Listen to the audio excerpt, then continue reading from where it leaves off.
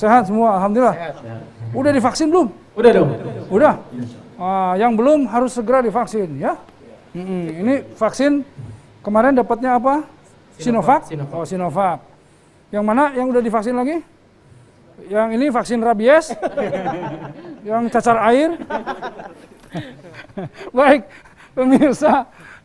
Alhamdulillah, la haula wala quwwata illa billah. Wassalatu wassalamu ala Rasulillah wa ala alihi washabbihi wa wala. Asyhadu an la ilaha illallah wahdahu la syarikalah wa asyhadu anna Muhammadan abduhu wa rasuluhu la nabiyya ba'da. Salam yang terbaik, salam para malaikat kepada para penghuni surga. Assalamualaikum warahmatullahi wabarakatuh. Pemirsa, berjumpa lagi bersama saya Erik Yusuf di acara kesayangan kita ini, Cahaya Kolbu ya. Nah, kita tadi cicet sedikit saya sama Jazaka tentang masalah vaksin ya. Betapa pentingnya vaksin di masa pandemi ini, kita akan bahas detail tentang vaksin ini ya. Kita akan menghadirkan narasumber yang tepat sekali. Ini narasumber ini alhamdulillah, ini sahabat saya ya, kawan sejak dulu di SMP, Masya Allah. Dan kita kemudian bertemu kembali dalam konteks bagaimana kita menebarkan manfaat agar supaya semuanya terbebas dari pandemi. Apa itu? Perjuangan untuk vaksin. Kita panggil saja ya narasumber kita kali ini, Bapak Rahman Rustan ya, sebagai Direktur Operasi PT Bio Farma Persero. Alhamdulillah. Assalamualaikum, Kang. Assalamualaikum warahmatullahi wabarakatuh. Assalamualaikum warahmatullahi wabarakatuh. Aduh, Kang. Alhamdulillah Kang bisa Erik, hadir. Pak Ustadz. Alhamdulillah. Alhamdulillah, Kang. Kang, enggak kita ngobrol di situ. Aduh, Kang ini alhamdulillah. Ini Kang, saya kalau dulu ketika kita kecil, saya menyebutnya Kang Tantan. Ya. Tapi Kang, ini kita nih ya, langsung saja nih. Kan saat ini nih kita lagi betul-betul gemah vaksin. Ya, gerakan masyarakat agar supaya semuanya divaksin. Kemudian ada yang namanya bagaimana kita mempercepat jutaan vaksin. Pokoknya banyak program tentang vaksin di berbagai daerah agar supaya masyarakat ini dalam masa pandemi yang sekarang, apalagi gelombang kedua ini, betul-betul perlu perhatian yang lebih dengan memberikan awareness, sosialisasi, edukasi kan tentang permasalahan pentingnya vaksin. Nah, apa saja sih yang Kang Tantan lakukan gitu ya dari Bio Farma dan semua program-programnya yang sudah dilakukan ya untuk bukan hanya Jawa Barat tetapi Indonesia. Kira-kira apa saja? Penyakit menular, Ya. Kang Ustadz. Ya. Ya. Penyakit menular itu jadi PR semua pihak, bukan hanya Kementerian Kesehatan, bukan hanya pemerintah, tapi juga semua komponen masyarakat, Ya. industri, Betul. perguruan tinggi, Betul. komunitas-komunitas, ya, bahkan sampai ke Badan Kesehatan Dunia. Ya. Kenapa? Karena yang namanya virus Ya. dan bakteri sebagai penyebab penyakit menular, kalau yang sekarang kan COVID-19 ini disebabkan oleh virus SARS-CoV-2 ya. SARS, ya. Itu kan makhluk halus ya, Betul, goib. goib, nggak kelihatan, nggak mungkin terdeteksi oleh pendeteksi di bandara. Ya. Beda dengan senjata dan narkoba. Betul, betul. Virus terbawa oleh manusia Ya, tidak bisa terdeteksi. betul. Ukur panas badannya kalau dia belum terinfeksi dan terinkubasi demam, Ya, dia tidak akan panas badannya. betul. Sehingga loloslah virus Lolos. itu. Jadi memang mobilitas manusia itu bisa menyebarkan virus sedemikian masif, Iya. ya. Nah, pertama di Wuhan, Ya, Wuhan, betul. ya. Semua sudah memperketat perbatasannya, tapi tetap tersebar ke seluruh Betul. dunia. Karena tadi kan tidak terdeteksi karena Tidak nggak demam. terdeteksi, Gitu. betul. Nah, jadi ini yang harus kita sadari bersama. Semua komponen masyarakat itu punya andil dalam menghentikan penyebaran virus. Ya. Ya. Kenapa? Karena seperti sekarang, begitu virusnya sudah menyebar, Ya. perekonomian terdampak, kasihan masyarakat. Betul. Akhirnya ada dampak-dampak ya. Betul, sekolah anak-anak Betul. berhenti, Berhenti. semuanya serba virtual. Betul. Ada dampak psikologis yang harus jadi pertimbangan kita. Betul. Kita harus segera menghentikan penyebaran virus ini dengan protokol kesehatan. Ya. Salah satu upayanya vaksinasi. Salah satu upaya vaksinasi. Salah satu upayanya adalah vaksinasi. Ya. Nah, jadi sebagai industri vaksin, Bio Farma ini kan ada di Bandung ya. Betul. Dan di Indonesia baru satu untuk industri Betul. vaksin, baru Bio Farma. Bio Farma, satu Indonesia. Di Asia Tenggara, Ya. baru Indonesia yang punya pabrik vaksin. Vaksin. Asia Malaysia Tenggara. belum punya. Malaysia belum. Singapura Singapura belum punya. Thailand ada, tapi kecil untuk memenuhi betul. kebutuhan dalam negeri. Ya, ya. Di Asia itu India dan Cina itu cukup kuat. Cukup kuat. Ya. Nah, petanya gini, Kang Ustadz, Ya. dari sekitar 100 lebih industri vaksin Ya. di dunia, Ya. yang diakui Badan Kesehatan Dunia itu kurang dari 30. Salah 30. satunya Indonesia. Satunya Indonesia diakui dunia. Diakui dunia. Alhamdulillah. Berarti negara-negara tetangga berharap dari Indonesia juga. Betul. Nah, pertanyaan saya, Indonesia saja jumlah masyarakatnya yang 270 juta ini kan belum semua tervaksin. Bagaimana kemudian kita, mereka negara-negara tetangga berharap kepada kita? Nah. Apa saja yang sudah dilakukan Ya. upayanya nih?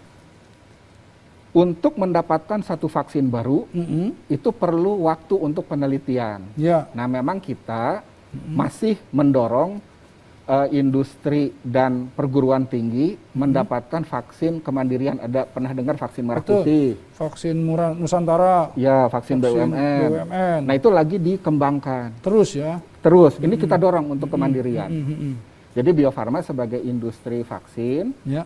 kalau untuk imunisasi dasar seperti polio, campak, Betul. difteri, tetanus, pertusis itu sudah Sudah memenuhi ya. memenuhi. Nah, untuk yang wabah baru ini kita sedang dorong kemandirian. Sambil kita dorong, kita ambil partner dari luar yang sudah siap terlebih dahulu. Ya. Nah, itulah kemudian kerjasama. Ya. Tapi kan ini hanya sifatnya sementara. Kita nggak boleh Terus-menerus terus-terusan mengandalkan impor. Importnya. Ini semua kan diimpor, masih Sinovac, AstraZeneca, Pfizer. Sekarang Moderna, ini semua masih impor semua. Masih ya. impor. Kita belum ada yang vaksin yang kita lakukan, anak bangsa ini belum ada ya? Target kita tahun depan itu sudah ada bertahap vaksin karya anak bangsa ini sudah ada yang bisa diproduksi. Amin, insya Allah. Tapi apa benar kalau misalnya nanti kemudian ada bisa diakui itu sama WHO ya? Itu bisa diakui atau memang harus melakukan tes lagi yang panjang? Nanti pandemi kita terlalu lama begitu, bagaimana? Iya. Nah, jadi karena ini global sifatnya, pandemik ini di seluruh dunia ya. Kita nggak bisa kerja sendiri. Ya. Makanya di dalam negeri kita bentuk konsorsium ini ya, dengan perguruan tinggi, lembaga riset, semua mendorong kemandirian. Ya. Tapi juga sambil mendorong kemandirian, kita untuk kecepatan kita ambil dari partner luar. Ya. Kang Ustadz, ini rebutan ini. Iya, betul. Untuk mendapatkan kuota vaksin untuk Indonesia. Betul. Belum semua negara dapat. Betul. Nah, jadi kita karena ada kerjasama yang erat dengan teman-teman di luar, akhirnya alhamdulillah bisa dapat ya, dengan kuota. nego lobby yang tentu cukup alot begitu. Ya, jadi, sekarang begini, saya mau tanya dulu Pak Rustan, kalau seandainya ini yang tersedia untuk seluruh dunia ini ya, misalnya AstraZeneca misalnya, atau misalnya Sinovac gitu, kan semua pasti mau tuh. Nah, Indonesia bagaimana caranya bisa dapat kuota yang banyak, itu gimana caranya? Nah, ada berbagai pendekatan ya. Jadi Bio Farma sebagai tadi industri yang sudah diakui Badan Kesehatan Dunia, tapi belum untuk vaksin COVID-nya ya. Nah, itu sudah punya jejaring di luar. Jadi beberapa personal di Bio Farma sudah ada yang masuk ke asosiasi negara berkembang, sudah ada yang masuk ke asosiasi negara-negara Islam. Di OIC sendiri, negara OKI, dari 57 negara yang punya pabrik vaksin hanya 9 negara. Hanya 9 dari 57 negara anggota. Betul, ya. OIC. Di negara OIC. Nah, kita punya jejaring. Ya. Nah, akhirnya dengan networking itu, kita dapat kepercayaan. Kita akhirnya kerjasama, dapat Nah, Ya. belum lagi upaya dari pemerintah, Ya. Kementerian Kesehatan, Badan POM, Kementerian Luar Negeri, Ya. Ya. itu melakukan diplomasi, Indonesia dipercaya, akhirnya mendapatkan bantuan. Betul. Tetapi kan jumlahnya kita masih belum bisa minta satu produk untuk seluruh rakyat masyarakat Indonesia. Nggak mungkin. Nggak mungkin. Jadi kita harus cari dari berbagai resource. Ya, Makanya jadi masuk Sinovac, Yang lain-lain, ya, AstraZeneca. merek-merek yang lain. Iya. Ya, merek yang lain.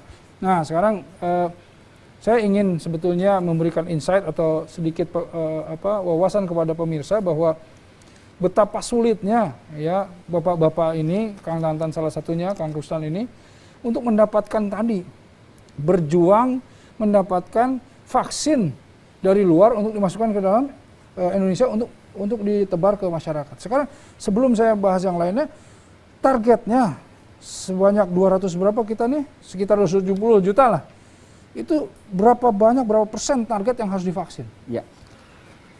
Untuk bisa memutus rantai penyebaran, WHO memperkirakan 70% populasi sekitar satu itu negara, sudah harus tervaksinasi. Jadi ada sekitar 180-an juta jiwa yang menjadi target imunisasi, vaksinasi. Nah, itu yang sedang dikejar. Per update sekarang sudah berapa? Memang masih banyak yang belum dapat, bertahap dari mulai pertama tenaga kesehatan, betul, ya. nakes, kemudian lansia yang prioritas dengan komorbid, dengan prioritas tinggi yang rentan, kemudian usia produktif 18 sampai 59. Nah, sekarang alhamdulillah penelitiannya kan masih terus berjalan. Betul. Sudah boleh dari usia 12 tahun. Betul, ada baru nih ya, 12 tahun. Jadi target itu yang sekarang sedang dikejar. Jadi kita harapkan bisa minimal 2 juta suntikan per hari untuk masyarakat Indonesia. 2 juta suntikan per hari ya. Minimal ya, untuk bisa mengejar herd immunity, kekebalan kelompok 70% populasi. herd immunity tadi ya. Iya. Jadi pemirsa ya, dari 270 juta kurang lebih masyarakat ya, rakyat Indonesia ini harus 70%-nya divaksin agar supaya memutus rantai tadi. Siapa sih yang nggak mau ngelihat misalnya Piala Dunia di Eropa kemarin semua udah nonton sama-sama, dibuka maskernya, dan kita kan pengen sekali. Tentu kita bukan pengen nonton ya, tapi pengen bagaimana ekonomi ini kembali normal, kita bersilaturahim dan lain-lain. Nah, ini kan kita harus berjuang. Nah, perjuangan tadi dari pejuang untuk pandemi ini, untuk COVID ini ternyata bukan nakes-nakes saja, ya. Ada pejuang dari nakes, ada dari aparat-aparat, ada dari pejuang telekomunikasi, ya. Ini juga ada salah satu pejuangnya yang menyediakan vaksinnya ini, gitu ya, yang kemudian terus melobi, terus memasukkan vaksin-vaksin ini. Nah, sekarang saya akan sedikit bahas tentang permasalahan pro kontra dari vaksin. Ya. Bagaimana Bio Farma untuk kemudian khususnya mendatangkan vaksin-vaksin ini yang kita anggap memang bisa aman gitu untuk warga, ya tentu kalau umat muslim yang halal gitu ya, halalan thayyiban. Tapi selain halalan thayyiban, tapi juga yang aman, karena banyak berita-berita bahwa ketika disuntik vaksin anu gitu tiba-tiba jadi sakit. Jadi ini bagaimana tanggapannya Pak Rustan? Ya, gini Kang Ustadz. Satu vaksin baru, begitu sudah ada kandidat vaksinnya di lab, ya, itu diujikan dulu terhadap hewan, namanya preklinis. Kepada hewannya tidak menimbulkan kematian, tidak menimbulkan dampak ketidakamanan, dan menimbulkan respon imun, artinya membentuk antibodi, baru boleh terhadap manusia. Nah, ada 3 fase untuk pengujian ini. Fase pertama itu diuji terhadap manusia sehat untuk faktor keamanan. Nah, alhamdulillah vaksin-vaksin yang sekarang ini digunakan, yang masuk ke Indonesia, masuk ke Indonesia itu dari uji klinis fase 1-nya itu terbukti dampaknya ringan. Mungkin sakit di tempat suntikan, itu mah biasa, itu biasa, ya kan? Kemerahan biasa, pegel, atau ada juga kadang demam, tapi hilang pada beberapa saat tertentu, ya. Itu hal biasa karena tubuh bereaksi membentuk antibodi. Ada benda asing masuk. Iya, itu alami Ya, tubuh akan bereaksi dengan menjadi demam Ya, gitu ya, tapi akan hilang pada beberapa saat tertentu. Nah, baru kemudian uji klinis berikutnya fase 2 itu untuk melihat imunogenesitas, artinya si kandidat vaksin ini bisa membentuk antibodi, merangsang tubuh membentuk antibodi. Ya. Nah, yang ketiga itu khasiat efikasi. Khasiatnya. Iya, jadi quality safety efficacy aspek Toyiban itu sudah lulus. Lulus ya? Lulus. Nah, di Indonesia ada amanah Undang-Undang 33 tahun 2014 untuk halal. Ya. Nah, ini juga harus kita jaga. Vaksin yang diproduksi di Bandung itu kerjasama dengan RRT. Betul. Kita datang ke sana untuk mengaudit dari sisi Toyibannya dengan Badan POM dan halalannya dengan LPPOM MUI. Dan itu terbukti halal dan aman. Sinovac ya. Nah, vaksin lainnya itu kan vaksin jadi yang diimpor. Dengan segala keterbatasan kita nggak mungkin datang ke sana. Kita review dokumennya. Dari dokumen yang kita review itu jelas tidak mengandung unsur-unsur hewan. Nah, tetapi masalah halal ini itu adalah koridornya ulama untuk memfatwakan. Betul. Yang bisa kita sampaikan bahwa ini tidak mengandung komponen hewan. Betul. Jadi insya Allah yang sudah didatangkan ini dari sisi Toyibannya memenuhi syarat, dari sisi halalannya juga tidak mengandung unsur-unsur hewan. Baik, alhamdulillah ya. Ini semakin menarik nih ya. Jadi pemirsa, nanti saya buka juga pertanyaan, tapi nanti ya, bukan di sesi ini, insya Allah. Jangan kemana-mana, tetap bersama saya di Cahaya Kolbu. Alhamdulillah pemirsa ya, seru ya pembahasan tentang vaksin ini. Nah, saya akan gali terus nih ya, karena beliau ini narasumber yang alhamdulillah ini betul-betul langka ini ya, alhamdulillah bisa hadir ke sini menyempatkan waktu, beliau padat sekali waktunya. Ya, jadi kita harus gali terus nih. Nah, tadi kita membahas tentang permasalahan vaksin-vaksin yang dari luar ini. Nah, ini ada satu masyarakat ini kadang-kadang mudah sekali mendengar berita-berita miring lah, berita-berita hoax tentang permasalahan vaksin ya. Boleh diluruskan nih Pak Rustan, Kang Rustan, diluruskan bahwa vaksin ini ada yang katanya di vaksin ada chipnya gitu ya, di vaksin ada yang kemudian meninggal gitu ya di beberapa daerah gitu. Nah, ini kan sebetulnya ini hoax gitu. Nah, kita ingin Kang Rustan menjelaskan tadi Bio Farma sudah meneliti tadi dokumen dan lain-lain dan sudah diujikan gitu. Kemudian apalagi yang sudah dilakukan agar supaya masyarakat ini sudah tidak perlu lagi mendengar itu, tetapi berita yang bisa diakses, berita yang kemudian sahih gitu ya, akurat, terpercaya itu dari mana nih? Kan kalau dari Bio Farma semua orang langsung, wah ini kan orang yang menyediakannya, nah bagaimana Kang? Ya, gini, ini jadi kewajiban kita semua Kang Ustadz untuk bisa mengedukasi masyarakat. Hoax itu timbul karena memang masyarakat kurang mendapatkan informasi. Betul. Nah, itulah fungsinya kita semua untuk bisa menyampaikan hal-hal yang sesungguhnya ya. Jadi terima kasih nih Kang Ustadz sudah mengundang kami, karena nanti dari Kang Ustadz juga ke jamaah bisa menyampaikan. Dalam distribusi vaksin, kita mencantumkan adanya barcode ya. Nah, jadi ya barcode. Kalau kita lihat bahwa dalam file itu botol kecil ya. Di labelnya itu ada barcode. Nah, itu yang fungsinya bisa mendeteksi apakah vaksin ini, si botol ini sudah sampai ke provinsi, dalam perjalanannya apa baru masuk ke kabupaten kota atau sudah ke fasilitas itu kesehatan. Ada ya, informasi itu ya. Ada barcode itu. Itu juga untuk menghindari kasus vaksin palsu yang dulu mungkin pernah terdengar ya. Nah, jadi di scan melalui smartphone di fasilitas kesehatan, dia akan mendeteksi, oh iya, ini benar vaksinnya. Jadi yang dicek itu adalah keberadaan vaksinnya sudah sampai mana, bukan dalam vaksinnya mengandung chip. Iya, betul. Itu yang karena masyarakat tidak tahu, dalam vaksin mengandung chip, jadi begitu disuntikan, itu bisa mendeteksi keberadaan Kang Ustadz ada di mana. Bukan, yang dideteksi adalah si vaksinnya ini sudah pengirimannya sudah sampai kemana. Betul. Nah, itu beberapa informasi yang kurang akurat. Ini diluruskan nih pemirsa ya. Jadi saya tegasin lagi, bukan di dalam vaksinnya yang bisa kemudian dideteksi ada di mana, tetapi botolnya. Jadi jangan makan botolnya, begitu kan? Betul. Kalau makan botolnya bisa terdeteksi. Bisa terdeteksi. Nggak terus. Nah, lanjut. Iya. Nah, setelah kita menerapkan namanya track and trace system, ya.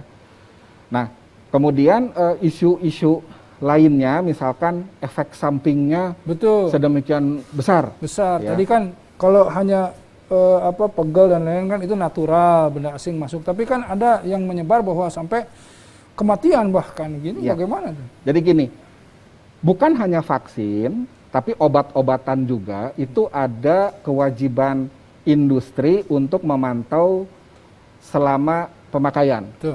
Apakah ada efek samping atau enggak. Gitu ya. Nah, kalau untuk vaksin namanya KIPI, kejadian ikutan pasca imunisasi. Jadi sudah didesain bahwa di tiap daerah itu ada Komda KIPI, kalau tingkat nasional Komnas KIPI. Ya.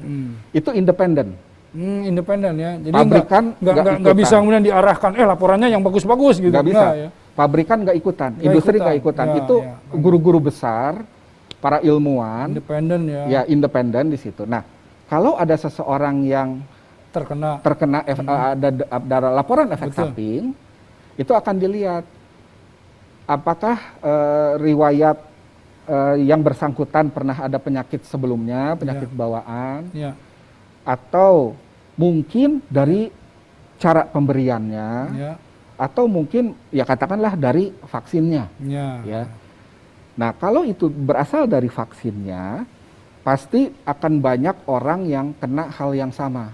Kalau itu dari vaksinnya. Nah, jadi memang setelah dilaporkan ke Komnas Independen tadi, begitu diinvestigasi, itu bukan dari produknya. Bukan dari vaksinnya. Bukan, tapi ada kemungkinan yang bersangkutan memang ada penyakit bawaan yang tidak dilaporkan sebelumnya. Atau, nah ini punten, karena terlalu banyak hoax, orang-orang itu sudah takut duluan. Jadi begitu takutnya sehingga begitu disuntik lemas, capek, pingsan. Padahal sebetulnya kalau pingsannya bukan karena vaksinnya, karena ketakutannya psikis. Tapi karena proses disuntiknya, karena takut dan lain-lain, psikis ya. Psikis. Padahal yang harus kita edukasi ke masyarakat, harus takut virusnya, bukan takut vaksinnya. Betul, ini tepat sekali. Masyarakat nih ya, pemirsa, ini penting ini. Yang harus ditakuti itu, yang paling harus ditakuti itu masalah virus dan dampak virus itu, bukan permasalahan vaksinnya, karena vaksin itulah yang bisa yang nanti mencegah virus. Nah, tapi ini saya pertanyaan langsung menyambung. Banyak juga orang-orang yang berpikir bahwa untuk apa divaksin? Vaksin mah cuma meningkatkan imun mah saya juga ketawa-ketawa aja, nggak bodoh lah gitu ya sama Jazaka nih ya. Itu kan meningkatkan imun itu, nonton yang seru-seru atau misalnya ada berapa makanan-makanan suplemen gitu, kenapa harus divaksin? Bisa dijelaskan? Nuhun. Pembentukan imunitas itu ada dua, Kang Ustadz. Satu alamiah, yang kedua buatan. Alamiah, kalau kita kena terinfeksi virus, dan tubuh kita kemudian bereaksi melawan virusnya membentuk antibodi. Itu alamiah. Alamiah juga ada yang pasif, air susu ibu. Itu memberikan imunitas. Tapi kalau kita mengandalkan yang alamiah, membiarkan virus masuk untuk kemudian kita membentuk antibodi, nggak bisa jamin, Kang Ustadz.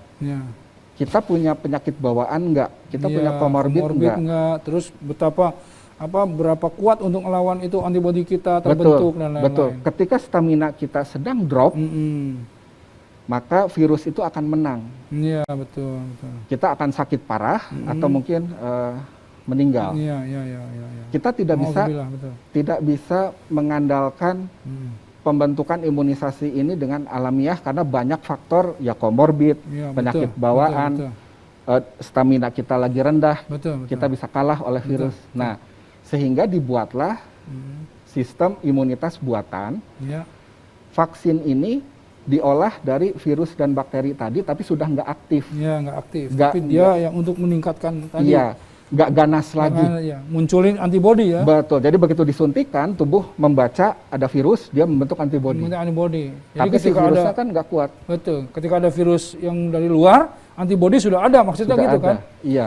Nah, pemirsa ya begini ya. Jadi kalau kita bahas-bahas begini kan jelas ya sebetulnya. Jelas bahwa ini fungsinya apa, ini fungsinya apa, ini fungsinya apa. Jadi menurut saya mencari informasi, mengakses informasi, ya informasi-informasi yang tadi yang sahih gitu. Kalau derajat hadis itu ada sahih, ya, ada hasan, ya, kemudian ada dhaif, ada maudhu gitu. Ya. Jangan kita itu sedikit saja langsung lihat, wah ini yang maudhu, yang palsu, kemudian kita percaya. Bahkan kemudian yang dhaif, yang lemah kita percaya. Harus yang tadi yang sahih ya, apalagi dalam masalah kita lagi kondisi pandemik ini ya, darurat ini, kita harus cari betul-betul informasi yang terpercaya, akurat dan terpercaya. Nah, karenanya masyarakat Jawa Barat khususnya ini alhamdulillah ya, jadi sudah dijelaskan seperti apa gitu. Saya ingin menegaskan begini masyarakat, pemirsa, begini, pemirsa ya. Tentu pemirsa dari paparan kita tadi, penjelasan kita tadi juga masih ada yang pro kontra lah ya, karena memang manusia ini punya latar belakang yang berlainan dan mempunyai nanti bagaimana cara memandangnya yang berlainan. Karena latar belakang tadi, latar belakang keilmuan, keluarga dan lain-lain itu membentuk bagaimana kita cara memandang. Saya ingin menegaskan bagaimana seorang muslim harus memandang ini. Ya. Kita ada yang namanya Islamic worldview, bagaimana Islam memandang secara kafah, bagaimana dunia Islam memandang atau pandangan Islam memandang terhadap segala sesuatu, terutama virus ini. Kalau kita lihat betapa di dalam maqasid syariah, di dalam tujuan ditegakkannya yang namanya syariah, itu ada yang disebut dengan hifzun an-nafs, ada yang disebut dengan hifzun ad-din, hifzun al-aql, dan lain-lain. Hifzun an-nafs itu perlindungan terhadap kehidupan. Hifzun ad-din perlindungan terhadap bagaimana agama melaksanakan ibadah dan lain-lain. Ketika semua dikedepankan, al-aql, ad-din dan lain-lain, mana yang paling penting, itu yang dikedepankan secara maqasid syariah, tujuan syariah adalah hifzun an-nafs. Perlindungan untuk kehidupan. Jadi kalau misalnya kita lihat, ketika tiba-tiba seseorang ada halal haram di depan, ya, kemudian yang halal ini tentu yang penting, yang selalu harus kita pilih, yang haram tinggalkan.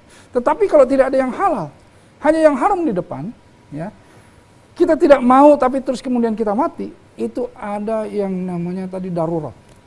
Darurat. Selamatkan kehidupan, ya, walaupun tadi kita harus sedikit kemudian mengambil jalan yang tadi. Itu ada yang namanya daruratnya. Nah, disinilah kalau sampai ngelihat seperti itu, betapa pandangan agama ini sebetulnya kafah menyeluruh. Bahwa ketika tidak ada orang yang hidup, bagaimana kita menegakkan kebenaran, menegakkan agama. Karenanya selamatkan dulu kehidupan, gitu. Tapi kalau tidak darurat, jangan dengan alasan seperti itu. Nah, ini gambarannya seperti itu. Nah, karenanya kalau kita lihat, ketika kita memandang vaksin, alhamdulillah fatwa bisa dilihat di MUI. Ya, muncul Sinovac vaksin fatwa halal. Ketika ada vaksin yang sedikit subhat, kemudian fatwa MUI, kemudian ini memperbolehkannya karena dalam kondisi darurat. Artinya apa? Artinya ketika ulama memutuskan, ya, kita mesti sami'na wa ta'na. Kita dengar dan kemudian kita taat. Karena apa? Karena di dalam kehidupan beragama, ya, kalau kita tidak kemudian masuk ke dalam satu arahan, satu komando, dan akhirnya apa yang terjadi? Yang terjadi akan terjadi kerusakan-kerusakan. Karena apa? Karena tadi semuanya tidak masuk ke dalam ketaatan. Seperti misalnya prokes, ini kan ikhtiar. Ya. Salah satunya vaksin. Tetapi selain vaksin ada yang namanya protokol kesehatan. Kita nih semua nih pakai masker, ya, semuanya ada jarak gitu. Itu kan salah satu ikhtiar. Ketika masyarakat tidak mau masuk ke dalam prokes ini, bayangkan apa yang terjadi. Ketika ada arahan dari ulama, dari umaro, jangan mudik, tiba-tiba semuanya mudik. Jangan berkerumun, tiba-tiba berkerumun. Apa yang terjadi? Yang terjadi semakin lama lah kita itu mengalami pandemik ini, gitu. Nah, jadi saya ingin lihat bahwa ayo masyarakat, kita sekarang harus lebih cerdas, sekarang kita harus lebih melihat mana yang perlu kita ambil informasinya, mana yang perlu kita tolak.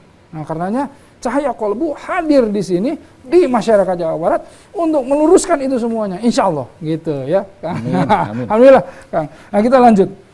Dari vaksin-vaksin ini semuanya dan lain-lain. Ada orang yang menyebutkan bahwa nggak usah divaksin juga begini, nggak usah vaksin begini gitu ya. Nah, akhirnya masyarakat kemudian tadi banyak yang kemudian ada yang menolak. Bahkan saya mendapatkan sebaran surat menolak vaksin dengan undang-undang di bawahnya.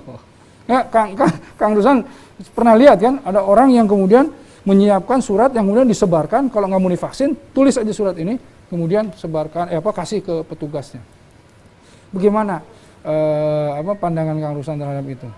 Ya, nah ini kewajiban kita semua, Kang Ustadz, untuk bisa memberi pemahaman, kepada yang bersangkutan. Ya. Vaksin beda dengan obat. Vaksin diberikan pada orang sehat, obat pada orang sakit. Sering masyarakat itu merasa, saya nggak sakit, ngapain saya dikasih vaksin? Ya. Fungsi untuk memberikan perlindungan nggak masuk tuh ke dia. Ya. Jadi kita harus memberikan pemahaman. Yang kedua, ini juga punten Kang Ustadz ya. Menurut saya ujian terhadap setiap individu ada di sini. Ya. Saya merasa sehat, saya nggak perlu divaksin. Maaf, itu takabur. Ya. Kemudian, saya sudah katanya positif, tapi saya tidak ada gejala. Saya kuat, itu jadinya ujub juga. Ya. Padahal tidak semuanya sekuat yang bersangkutan. Ada orang tuanya yang rentan, ada anak kecil, bayi, ada saudaranya yang punya penyakit bawaan.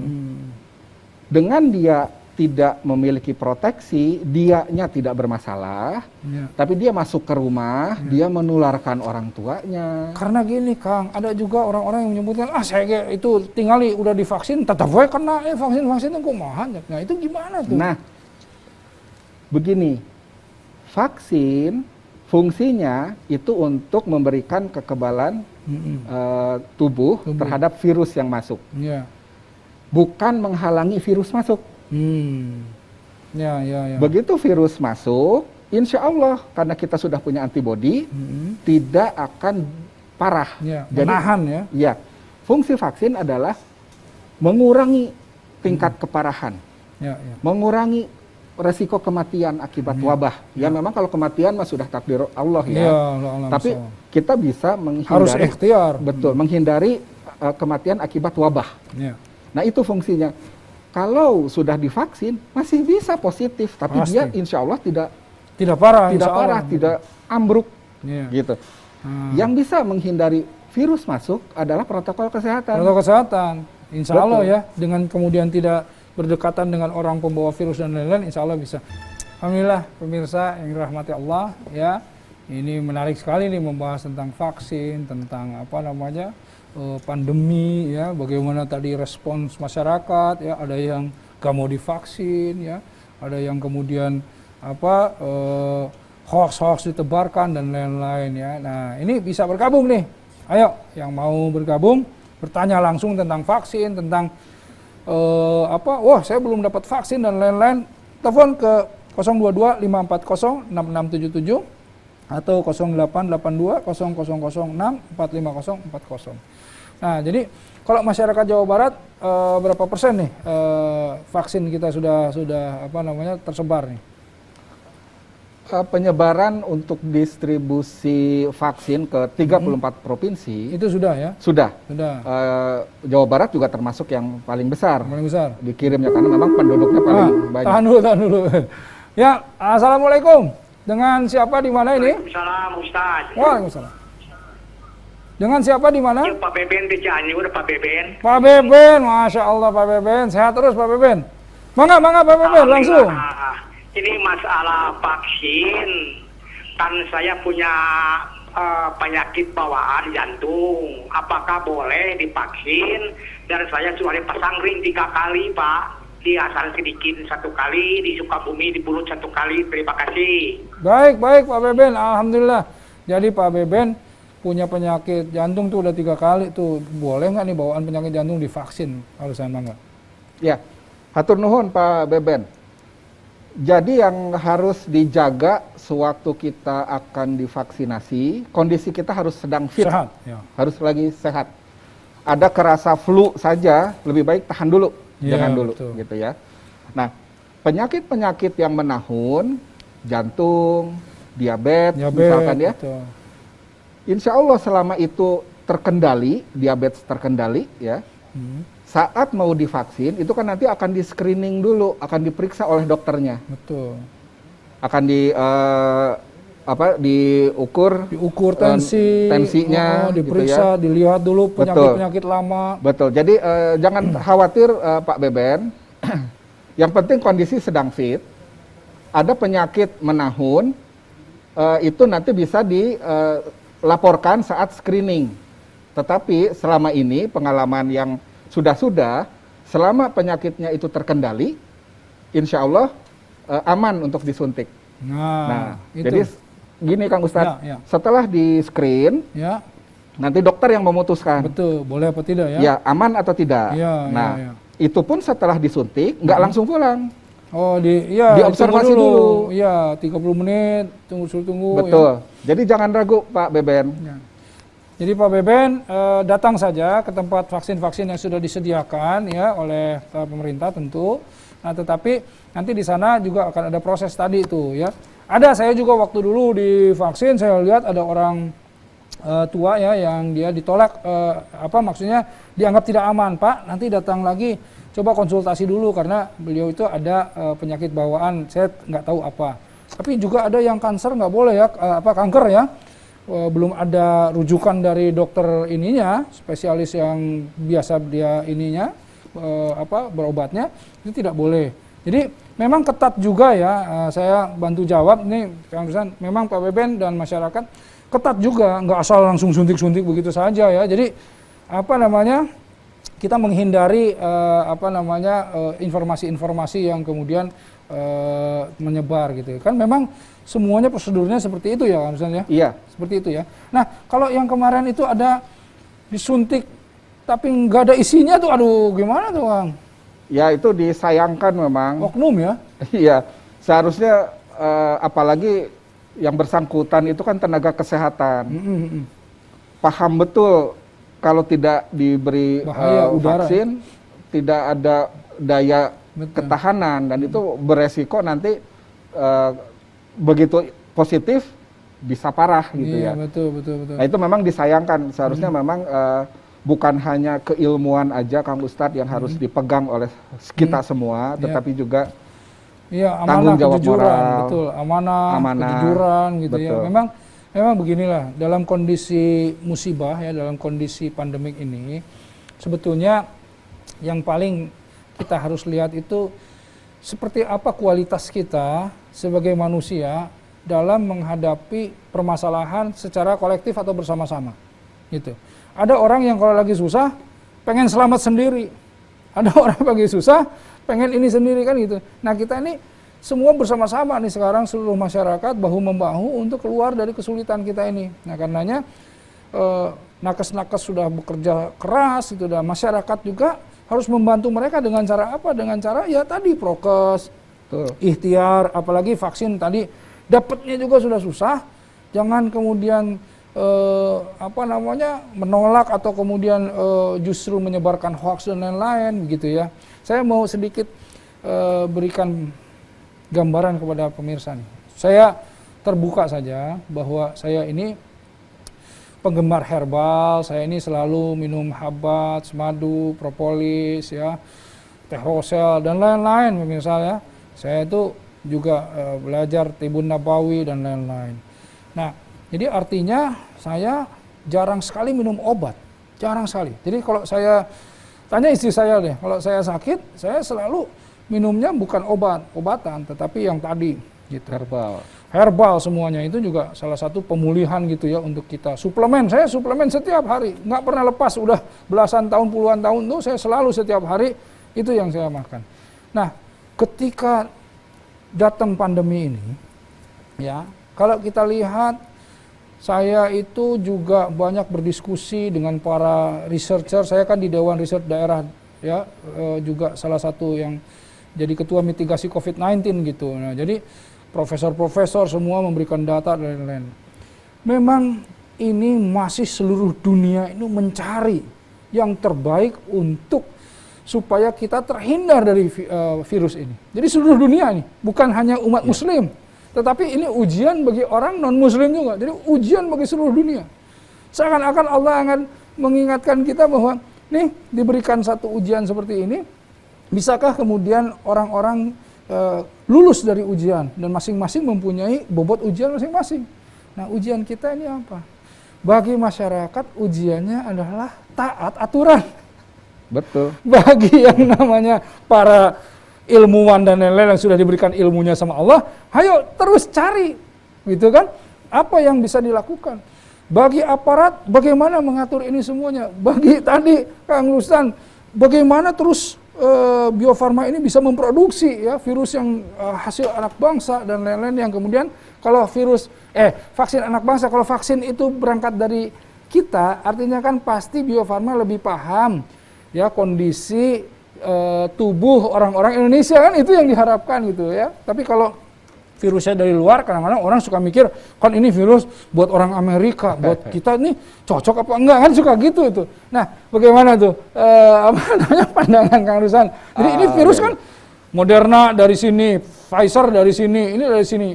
Kalau buat orang Indonesia yang cocok apa? Jengkol we kan. Nah, ini jadi masalah. Kumaha. Iya. Hatur nuhun, Kang. Gini, selama penelitian ini, subhanallah kita juga menyadari kemampuan makhluk halus ya, virus dan bakteri. Kemampuan virus bermutasi genetik itu sedemikian cepat, melebihi kecepatan kemampuan manusia untuk mendapatkan vaksinnya. Ya. Subhanallah. Makhluk sedemikian kecil tapi mutasi genetiknya luar biasa. Kita terkaget-kaget, ada varian Alpha, itu yang pertama kali ditemukan di Inggris. Ada varian Beta yang pertama kali ditemukan Afrika Selatan. Varian Gamma itu yang di Brazil. Varian Delta itu yang di India. Demikian masif penyebarannya varian Delta. Nah, alhamdulillahnya kita juga cepat melakukan penelitian vaksin yang sudah kita siapkan sebelum ada varian Delta ya. Begitu kita ujikan juga terhadap varian Delta, ya alhamdulillah masih bisa mengcover. Jadi masyarakat, Bapak Ibu sekalian, jangan menghentikan jadwal vaksinasi walaupun mendengar banyak varian nih bermunculan. Ini masih bisa tercover. Ini juga yang membuat kita lebih sadar diri. Masya Allah, manusia kalah oleh makhluk sekecil virus gitu ya. Kemampuan mereka bermutasi genetik. Tapi Kang Ustadz punten, kalau kita perhatikan RNA yang ada di dalam virus, arah putarannya itu sama dengan tawaf ya. Tawaf. Iya. Virus pun bertasbih gitu. Ya. Arah putaran RNA virus itu itu bertasbih, menyebut nama Allah. Itu. Masya Allah. Begitu kita lihat, Masya Allah. Virusnya tawaf ya? Iya, RNA-nya itu bertawaf. Nah itu yang kita ambil dari RNA-nya untuk kemudian kita proses menjadi vaksin gitu ya. Baik. Itu luar biasa. Banyak ilmu dari satu virus yang sangat kecil. Baik, alhamdulillah pemirsa ya. Yang mau bergabung, ayo masih boleh nih kita bergabung di 5406677 ya, atau 0882 0006 45040 ya, ada ya di layar. Ayo segeralah, jangan malu-malu. Coba saya lihat WhatsApp-nya ya. Ini. Belum ada yang WhatsApp. Oke, boleh WhatsApp, langsung saya buka nih, insya Allah. Nah, yang tadi saya janjikan gini pemirsa. Menariknya gini. Kalau kita lihat ya, Umar bin Khattab radhiyallahu anhu ketika beliau menjadi khalifah, pernah satu hari ada kisah bahwa ada sungai yang tidak mengalir ya, dia kemudian kering begitu ya. Kemudian Umar bin Khattab mengajak semua untuk berdoa memohon kepada Allah gitu ya, supaya dia mengalir gitu. Tetapi belum juga mengalir. Sampai akhirnya Umar menuliskan surat kepada sungai tersebut. Nah ini menarik ini. Ini menarik. Umar menyebutkan kurang lebih begini. Hai, wahai engkau sungai, engkau hamba Allah, aku pun hamba Allah, tetapi akulah yang ditunjuk oleh Allah menjadi khalifah di muka bumi ini. Karenanya kalau engkau tidak mengalir, akan banyak kemudaratan, akan banyak orang-orang yang sengsara. Karenanya aku perintahkan kau untuk mengalir. Wah, ini Umar bin Khattab. Jadi kalau kita pahami bahwa bagaimana memandang virus, Islamic worldview atau pandangan Islam secara kafah itu bukan hanya juga kita hanya melihat virus itu dan kemudian hanya ikhtiar secara jasadiah, tetapi kita harus ikhtiar membuka pintu langit. Idza jaa nasrullahi wal fath, bagaimana kita membuka langit dan menurunkan pertolongan Allah. Karenanya, bagaimana kita keluar dari pandemi ini, bagaimana kita terlindungi dari virus ini, kita perlu ada ikhtiar yang maksimal. Yang pertama tadi, bagaimana ikhtiar keseharian kita dan ikhtiar langit kita. Tadi ikhtiar keseharian, protokol kesehatan tadi saya makan herbal dan lain-lain, minum semua suplemen, bahkan suplemen vitamin D, saya tambah vitamin C dan lain-lain. Tapi juga alhamdulillah saya sudah divaksin. Dari awal ketika nakes, ulama, lansia, saya ikut divaksin. Nah, itulah yang membuat kita ikhtiar dan semoga Allah ridho terhadap ikhtiar kita. Nah, kalau kita sudah masuk ke dalam ikhtiar tadi, dengan niatan mencari ridha Allah karena ketaatan kita lakukan ini, insya Allah semoga apapun nanti yang terjadi, ya nauzubillah min dzalik, ketika tiba-tiba dia terpaparlah atau kemudian apa, semoga itu semuanya menjadi penggugur dosa-dosanya. Kalau ini kemudian diberikan kekuatan dan lain-lain, alhamdulillah kekuatan dan lain-lain harus digunakan untuk apa? Untuk memberikan, menebarkan manfaat kepada orang lain. Nah inilah yang harus dilihat oleh semua, bahwa mana zikir-zikirnya, mana upaya untuk supaya kita memohon perlindungan pada Allahnya. Nah ini yang menjadi pentingnya. Jadi kita penting sekali bahwa di dalam masa pandemi ini kita menyatukan hati, ya bukan hanya kemudian kita tadi permasalahan vaksin saja, tetapi juga mengajak orang-orang untuk supaya keluar dari pandemi ini, jaga protokol kesehatan. Ayo ikut divaksin sesegera mungkin. Ayo kita juga berdoa, kurang lebih seperti itu. Nah di akhir, punten, ada yang mau disampaikan kepada masyarakat, pesan-pesan ya dari Kang Rustan, silahkan. Misalnya tentang permasalahan tadi vaksin atau apa, silahkan, singkat saja. Pesan-pesan kepada masyarakat Jawa Barat. Wah, hatur nuhun Kang Ustadz. Rekan-rekan, bapak-bapak, ibu-ibu di Jawa Barat. Ya. Untuk lepas dari pandemik ini merupakan upaya seluruh komponen masyarakat. Bukan hanya kewajiban negara, pemerintah daerah, tapi kewajiban kita semua. Kita sudah diamanahkan di masing-masing koridornya. Ya, Kang Ustadz, ada koridor untuk memberikan edukasi pada jamaah. Kami di Bio Farma maupun di Ikatan Apoteker Indonesia, ya, itu juga berupaya untuk mendapatkan vaksin, obat-obatan, dan semua terapi yang sesuai. Tentunya bukan hanya dengan rasio, tetapi juga dengan hati. Kita juga ingin apa yang sudah dihasilkan ini toyib dan halal. Betul, ya. Alhamdulillah. Jadi semua komponen masyarakat punya andil, ya, bukan hanya untuk negara, tapi untuk umat dunia. Iya, baik. Hatur nuhun, Kang Ustaz. Baik, alhamdulillah. Nuhun ya. Kang Rustan sudah hadir di sini, Jazaka juga nuhun pisan, semuanya sudah hadir di sini. Saya ingin mengajak pemirsa untuk berdoa bersama, singkat saja, doa yang kita diajarkan kalau kita dalam kondisi apapun. A'udzu bikalimatillah tammati min syarri ma khalaq. Ya, a'udzu bikalimatillah tammati min syarri ma khalaq. Aku berlindung dengan kalimat-kalimat Allah dari segala sesuatu kejahatan makhluknya. Nah ini singkat, tetapi insya Allah ini menjadi doa yang mustajab. Ya, terima kasih pemirsa. Terus saksikan acara Cahaya Kalbu ya, hari Rabu, Kamis, Jumat ya 15.30 sore di TVRI Jawa Barat, media pemersatu bangsa. Ya, billahi taufiq wa hidayah. Assalamualaikum warahmatullahi wabarakatuh.